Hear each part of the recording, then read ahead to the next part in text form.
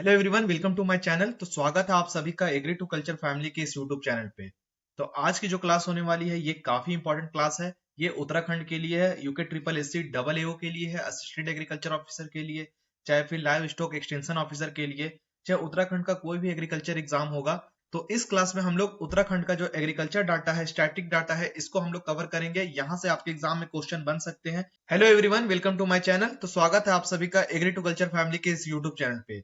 तो आज की जो क्लास होने वाली है ये काफी इंपॉर्टेंट है उत्तराखंड के स्टूडेंट के लिए, उत्तराखंड एग्रीकल्चर एग्जाम के लिए, चाहे वो डबल एओ का हो, असिस्टेंट एग्रीकल्चर ऑफिसर, चाहे वो लाइव स्टॉक एक्सटेंशन ऑफिसर का हो। इन सारे एग्जाम के लिए जो एग्रीकल्चर डाटा है, उत्तराखंड का जो स्टेट एग्रीकल्चर डाटा है, स्टैटिक डाटा है, इसको हम लोग इस क्लास में डिस्कस करने वाले हैं। 2026 का जो करंट डाटा है इसको हम लोग इस क्लास में करने वाले हैं। काफी स्टूडेंट का यहाँ पे डिमांड था कि उत्तराखंड का जो एग्रीकल्चर डाटा है इसके बारे में यहाँ पर क्लास लाया जाए, एक क्लास इसका भी करवाया जाए।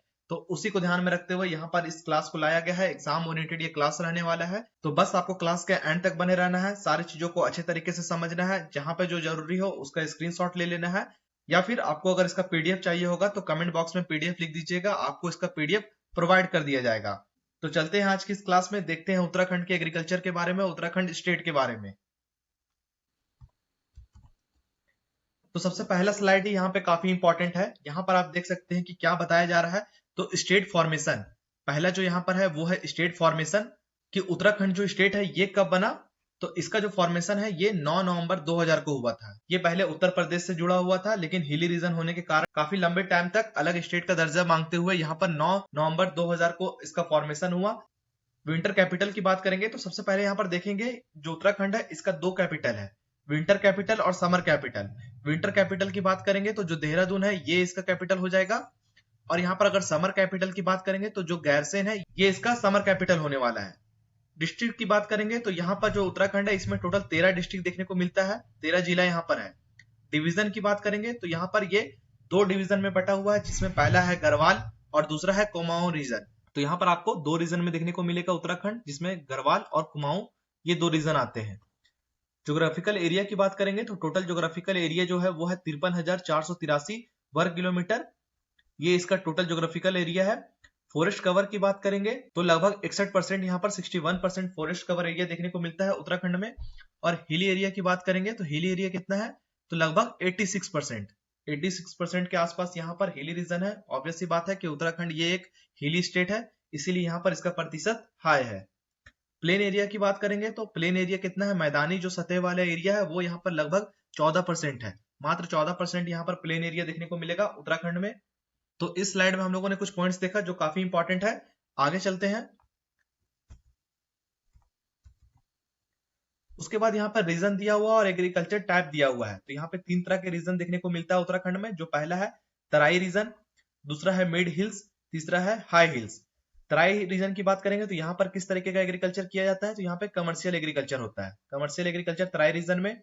मिड हिल्स की बात करेंगे तो यहाँ पे मिक्स फार्मिंग देखने को मिलेगा। और जो हाई हिल्स है जहां पर एग्रीकल्चर करना संभव नहीं है, वहां पर थोड़ा बहुत हॉर्टिकल्चर क्रॉप जैसे कि एप्पल हो गया और लाइव स्टॉक, यहाँ पर लाइव स्टॉक देखने को मिलेगा।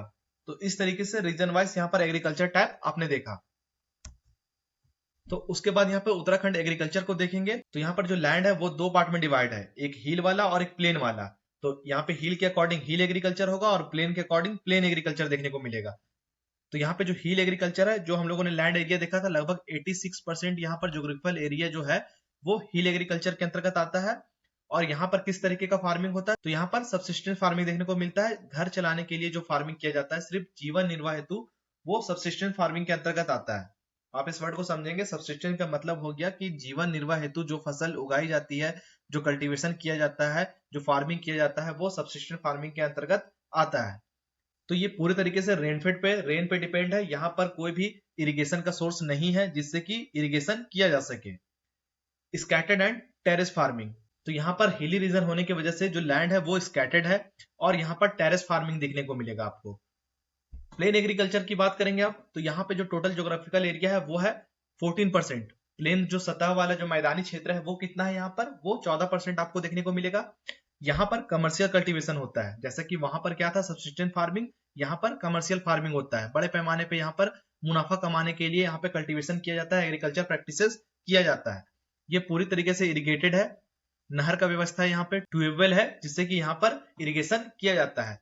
यहाँ पे जो लैंड होल्डिंग्स देखने को मिलेगा वो लार्ज एंड फ्लैट, एकदम मैदानी क्षेत्र, फ्लैट और लार्ज, यहाँ पर बड़े पैमाने पे एरिया आपको देखने को मिलेगा एग्रीकल्चर के लिए। उसके बाद यहाँ पर एक और टेबल देखेंगे जिसमें फीचर है हिल एग्रीकल्चर, पहाड़ के बारे में है, और प्लेन एग्रीकल्चर के बारे में डिटेल दिया हुआ है।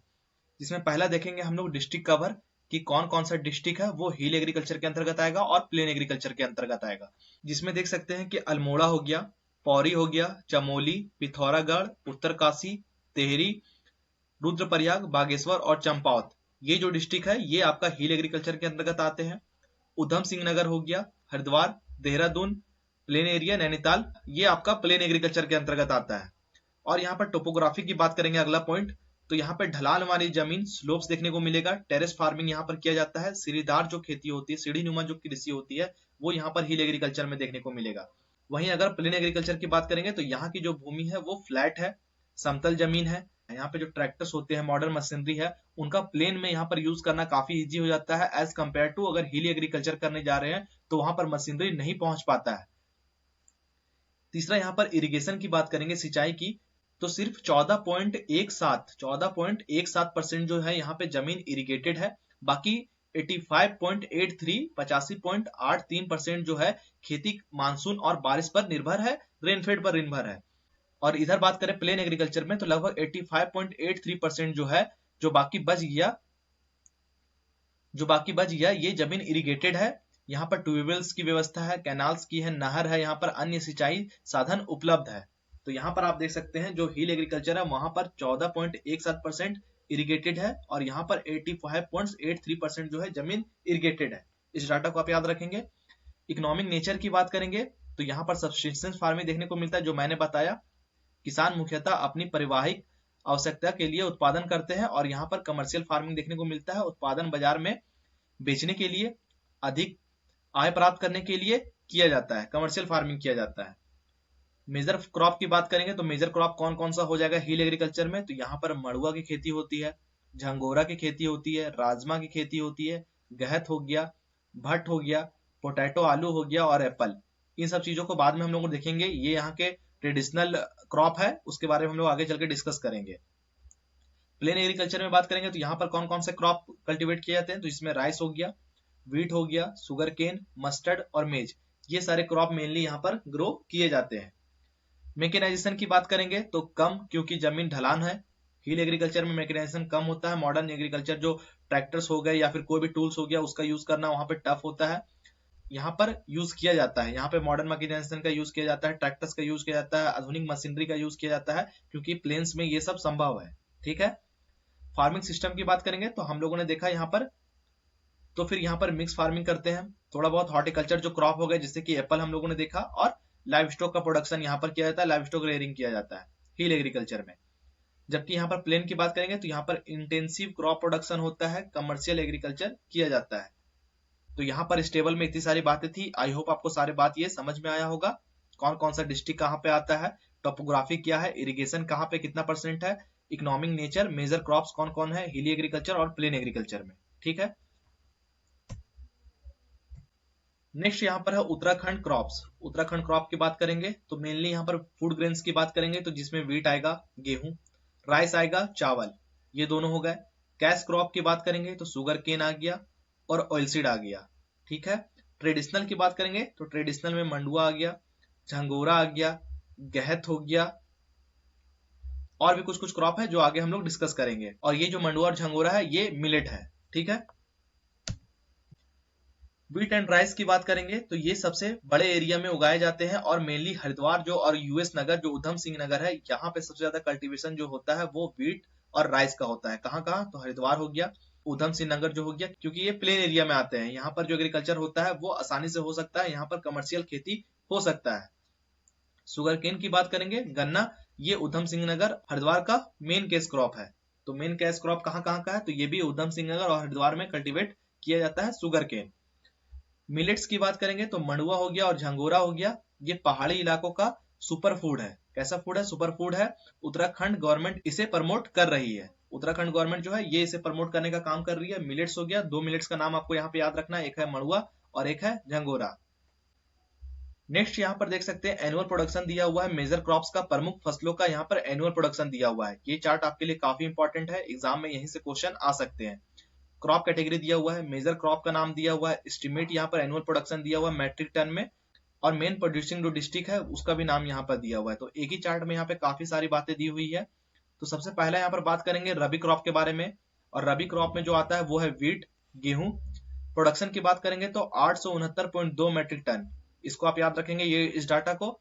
और कहाँ पे ये प्रोडक्शन होता है तो उधम सिंह नगर, हरिद्वार और देहरादून, ये 3 मेन डिस्ट्रिक्ट है जहां पर वीट का कल्टीवेशन होता है, और ये रबी क्रॉप के अंतर्गत आता है। दूसरा यहाँ पर देखेंगे खरीफ क्रॉप। खरीफ क्रॉप में चावल हो गया, राइस, इसका जो प्रोडक्शन है वो है 644 मेट्रिक टन। कितना है? 644 मेट्रिक टन इसका प्रोडक्शन है, एनुअल प्रोडक्शन। और इसका जो कल्टीवेशन है वो भी उधम सिंह नगर, हरिद्वार और नैनीताल में देखने को मिलता है। खरीफ और मिलेट की बात करेंगे यहाँ पर, तो कोर सीरियल जो मोटा अनाज है 234.5 मेट्रिक टन। कहाँ पे? अल्मोड़ा, पौरी, गढ़वाल, टेहरी गढ़वाल। तो ये जो रीजन हो गया, ये जो डिस्ट्रिक्ट हो गया, यहाँ पर 234 मेट्रिक टन, 234.5 मेट्रिक टन में यहाँ पर जो कोर सीरियल है इसका कल्टीवेशन होता है एनुअली खरीफ मिलेट का। और रबी और खरीफ में जो पल्सेस है जैसे कि गहत हो गया, मसूर हो गया, इटसेट्रा, तो इसका जो प्रोडक्शन है वो है आपका 51.8 मेट्रिक टन, 51.8 मेट्रिक टन यहाँ पर इसका कल्टीवेशन होता है। और इसका जो मेन डिस्ट्रिक्ट है वो है पिथौरागढ़, चमोली और टेहरी। टेहरी ये जो हो गया आपका मेजर प्रोड्यूसिंग स्टेट। और यहाँ पर कितना प्रोडक्शन होता है एनुअली, कौन कौन सा जो क्रॉप है उसकी कैटेगरी को भी हम लोगों ने देख लिया, मेजर क्रॉप को भी देख लिया, प्रोडक्शन देख लिया, और मेजर प्रोड्यूसिंग जो डिस्ट्रिक्ट है उसको भी हम लोगों ने इस चार्ट में देख लिया। नेक्स्ट है यहाँ पे हॉर्टिकल्चर डाटा, फल और सब्जी उत्पादन जो हॉर्टिकल्चर का डाटा है वो यहाँ पर दिया हुआ है। उत्तराखंड को food production off season vegetable के लिए सबसे आइडियल स्टेट माना जाता है। मिनिस्ट्री ऑफ एग्रीकल्चर डाटा के मुताबिक स्टेट का जो कुल हॉर्टिकल्चर उत्पादन है लगभग 10,033.42 लाख मैट्रिक टन है। कितना है? 10,033.42 लाख मैट्रिक टन यहाँ पर आपको इसका प्रोडक्शन देखने को मिलेगा। यहाँ पर आप चार्ट पे देख सकते हैं, इसको इस डायग्राम से हम लोग समझेंगे। यहाँ पर जो चार्ट दिया हुआ है जिसमें मैंगो है, मैंगो का बात करें यहाँ पर तो आम का लगभग 21.75% एरिया यहाँ पर कवर करता है मैंगो। एप्पल की बात करेंगे तो 18.4% कवर करता है। सिट्रस फ्रूट की बात करेंगे तो 15.28 यहाँ परसेंट जो है सिट्रस फ्रूट कवर करता है। और बाकी के जो अदर फ्रूट क्रॉप है यहाँ पर 44.57%, 44.57% जो है ये अदर फ्रूट क्रॉप कवर करता है उत्तराखंड का। नेक्स्ट है यहाँ पे डेयरी स्टेटिस्टिक्स। उत्तराखंड में लगभग 53.6 lakh KG milk daily produce हो रहा है। डेली यहाँ पर उत्तराखंड में प्रोडक्शन कितना हो रहा है मिल्क का, तो 53.6 लाख केजी यहाँ पे इसका प्रोडक्शन हो रहा है। वहीं अगर स्टेट की डिमांड की बात करेंगे तो डिमांड कितना है, तो 50.3 लाख केजी, 50.3 लाख केजी जो है ये इसका डिमांड है। तो यहाँ पे डिमांड से ज्यादा यहाँ पर प्रोडक्शन किया जा रहा है मिल्क का, जो कि अच्छी बात है। और एनुअल मिल्क प्रोडक्शन की बात करेंगे, सालाना मिल्क प्रोडक्शन की बात करेंगे तो 1957.2000 टन टोटल यहाँ पर देख सकते हैं कितना 1957.2 हजार टन यहाँ पर टोटल एनुअल प्रोडक्शन हो रहा है मिल्क का उत्तराखंड में। पिछले साल के मुकाबले में बात करेंगे तो यहाँ पे 3.1 की बढ़त दर्ज की गई है। पर कैपिटा एबिलिटी की बात करेंगे तो उत्तराखंड का जो पर कैपिटा एबिलिटी है मिल्क का ये है 456 ग्राम पर डे, 456 ग्राम पर डे है, जो कि अगर नेशनल एवरेज की बात करेंगे, भारत का नेशनल एवरेज को अगर देखेंगे तो ये 485 ग्राम पर डे है। तो ये इसके बराबर पहुंचने वाला है। बोवाइन शेयर की बात करेंगे तो क्रॉस ब्रीड काव बफेलो, तो उत्तराखंड में जो इंडिजिनियस देसी काव है, देसी ब्रीड है, इसके मुकाबले जो क्रॉस ब्रीड काव है, हाइब्रिड काव है, इससे जो मिल्क का प्रोडक्शन है ये बहुत तेजी से बढ़ा है। तो देख सकते हैं कि इंडिजिनस के मुकाबले, और ये हर सेक्टर में देखा जाता है कि जो हाइब्रिड होता है उससे प्रोडक्शन ज्यादा होता है। नेक्स्ट यहाँ पर चार्ट में देखेंगे कि यहाँ पर डिस्ट्रिक्ट वाइज कितना शेयर है मिल्क के प्रोडक्शन में। तो हरिद्वार और यूएस नगर जो उधम सिंह नगर है, इन दोनों को मिलाकर ही यहाँ पे 35% अकेले दूध का प्रोडक्शन हो रहा है, इसी का शेयर है। और अदर 6 मेजर डिस्ट्रिक्ट है जो अभी हम लोग देखेंगे कौन कौन सा मेजर डिस्ट्रिक्ट है। और तो यहाँ से 45% शेयर है इसका, और जो रिमेनिंग 5 हिल डिस्ट्रिक्ट है यहाँ से 20%। तो कौन सा हिल डिस्ट्रिक्ट है और कौन सा मेजर डिस्ट्रिक्ट है इसको अभी हम लोग डिस्कस करेंगे। तो यहाँ पे द टॉप जेन 35% शेयर की बात करेंगे तो ये सिर्फ उत्तराखंड का जो 35% मिल्क का प्रोडक्शन है सिर्फ 2 जिलों से आता है, जो कि हरिद्वार है और उधम सिंह नगर। इन दोनों जिलों को ही मिलाकर यहाँ पे 35% शेयर मिल्क का है। द हाई यील्ड बेल्ट की बात करेंगे तो 80% शेयर तब होता है जब 8 डिस्ट्रिक्ट को मिला देते हैं। 8 डिस्ट्रिक्ट कौन कौन? हरिद्वार हो गया, यूएस नगर हो गया, उधम सिंह नगर, नैनीताल, देहरादून, अल्मोड़ा, पिथौरागढ़, पौड़ी और टिहरी। अगर इन 8 डिस्ट्रिक्ट को मिला देते हैं तो फिर 80% जो मिल्क का प्रोडक्शन है वो इन्हीं डिस्ट्रिक्ट से देखने को मिलता है। और यहाँ पर जो हिल चैलेंज की बात करेंगे, हिल रीजन वाले एरिया की बात करेंगे, तो बाकी बचे जो पहाड़ी जिलों है उनमें एनिमल की संख्या तो है, पर ट्रांसपोर्ट और कोल्ड स्टोरेज ना होने से यहाँ पर फॉर्मल प्रोक्योरमेंट कम है। फिर भी यहाँ पर देख सकते हैं कि 20% फिर भी हिल वाला जो रीजन है वो भी यहाँ पर मिल्क प्रोडक्शन में शेयर रखता है। तो ये तो इसका मिल्क का डाटा हो गया, मिल्क प्रोडक्शन से रिलेटेड यहाँ पर हम लोगों ने स्टैटिस्टिक्स को देखा। अब यहाँ पर इंस्टीट्यूट यूनिवर्सिटी के बारे में बात करेंगे कि ये कहाँ पे लोकेटेड है और इसका एस्टैब्लिश्ड कब हुआ था और इससे रिलेटेड क्या एग्जाम में पूछा जा सकता है। तो सबसे पहले यहाँ पर GB Pant university of agriculture and technology, GBPUT के नाम से जो जाना जाता है, ये कहाँ लोकेटेड है, तो ये पंतनगर में है। और जो पंतनगर है ये उधम सिंह नगर डिस्ट्रिक्ट में है, ठीक है। और इसका जो स्थापना है ये 1960 में हुआ था। इस डेट को आप याद रखेंगे, इस ईयर को याद रखेंगे। 1960 में जीबीपीयूटी का स्थापना हुआ था। एग्जाम ओरिएंटेड यहाँ पे क्या पूछा सकता है कि इंडिया का फर्स्ट एग्रीकल्चर जो यूनिवर्सिटी है वो कौन सा था, तो ये जीबीपीयूटी था, जिसकी स्थापना 1960 में की गई थी। कॉलेज ऑफ फॉरेस्ट्री जीबीपीयूटी ये कहाँ पे है, तो ये रानी चौड़ी टेहरी गढ़वाल में है। इसकी स्थापना कब हुई थी, तो 1975 में हुआ था, जो कि फॉरेस्ट्री एजुकेशन और रिसर्च के लिए जाना जाता है। विवेकानंद पर्वतीय कृषि अनुसंधान संस्थान ये कहाँ पे स्थित है, तो ये अल्मोड़ा डिस्ट्रिक्ट में है, उत्तराखंड के अल्मोड़ा डिस्ट्रिक्ट में स्थित है। और इसकी स्थापना जो है ये 1984 में 1984 में की गई थी। ये किस लिए जाना जाता है, तो ये हिल एग्रीकल्चर रिसर्च के लिए जाता है। ICR institute for hill agriculture research के लिए ये जाना जाता है। Indian institute of soil and water conservation जो IISWC है, Indian institute of soil and water conservation, ये कहाँ पे है, तो ये देहरादून डिस्ट्रिक्ट में है। 1974 में 1974 में इसकी स्थापना की गई थी। Soil and water conservation research के लिए ये जाना जाता है। फॉरेस्ट रिसर्च इंस्टीट्यूट की बात करेंगे जो FRI काफी फेमस है, ये देहरादून में है और इसकी स्थापना 1906 में हुआ था। ये एक फॉरेस्ट रिसर्च इंस्टीट्यूट है, ठीक है। आगे और भी है, इसमें देख सकते हैं ICR directorate of cold water fisheries research, ये कहाँ पे है, तो ये भीमताल में है, जो कि नैनीताल में है। और इसकी स्थापना कब हुई थी, तो 1987 में 1987 में कोल्ड वाटर फिशरीज के रिसर्च के लिए जाना जाता है। National bureau of fish genetic resource NBFGR centre कहाँ पे है, तो ये भी भीमताल में है। उत्तराखंड ऑर्गेनिक कमोडिटी बोर्ड जो है ये देहरादून में है और इसकी स्थापना 2003 में हुई थी। ऑर्गेनिक फार्मिंग के प्रमोशन के लिए ये जाना जाता है। Uttarakhand state seed organic production certification agency ये देहरादून में है और इसकी स्थापना 2002 में हुई थी। ऑर्गेनिक सर्टिफिकेशन एजेंसी के नाम से ये जाना जाता है। कॉलेज ऑफ हॉर्टिकल्चर की बात करेंगे VCSG WHF, तो ये भाड़सार पौड़ी गढ़वाल में है और इसकी स्थापना 2011 में हुई थी। हॉर्टिकल्चर से रिलेटेड एजुकेशन और रिसर्च के लिए ये जाना जाता है। नेक्स्ट है यहाँ पे मोस्ट इंपॉर्टेंट ट्रेडिशनल क्रॉप्स, तो जो उत्तराखंड का ट्रेडिशनल क्रॉप है उसके बारे में भी यहाँ पे जान लेंगे कि यहाँ पे क्रॉप कौन कौन सा है और ये क्यों इंपॉर्टेंट है, वाई इंपॉर्टेंट।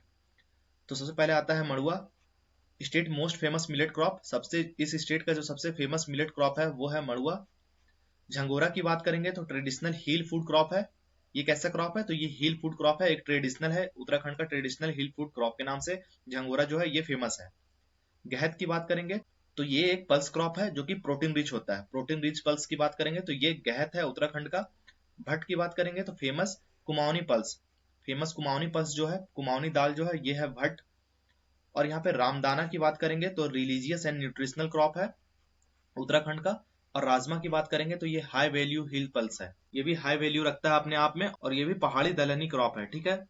तो ये तो सारे ट्रेडिशनल क्रॉप हो गए जो कि उत्तराखंड में फेमस है। तो ये था उत्तराखंड का एग्रीकल्चर डाटा। आई होप आपको ये क्लास अच्छा लगा होगा। ये स्टैटिस्टिक्स, ये डाटा आपके एग्जाम के लिए काफी इंपॉर्टेंट है। अगर इसका PDF डाउनलोड करना है आपको तो हमारे टेलीग्राम चैनल से जुड़िए। ये इसका ऑफिशियल नेम है, agri to culture family official. और यहाँ पर QR कोड भी दिया हुआ है, इसको भी स्कैन करके आप डायरेक्ट हमारे चैनल से जुड़ सकते हैं। तो थैंक यू आप सभी का क्लास में बने रहने के लिए, वीडियो को पूरा देखने के लिए। वीडियो पसंद आया हो तो लाइक कीजिए, शेयर कीजिए और सब्सक्राइब कीजिए। Thank you.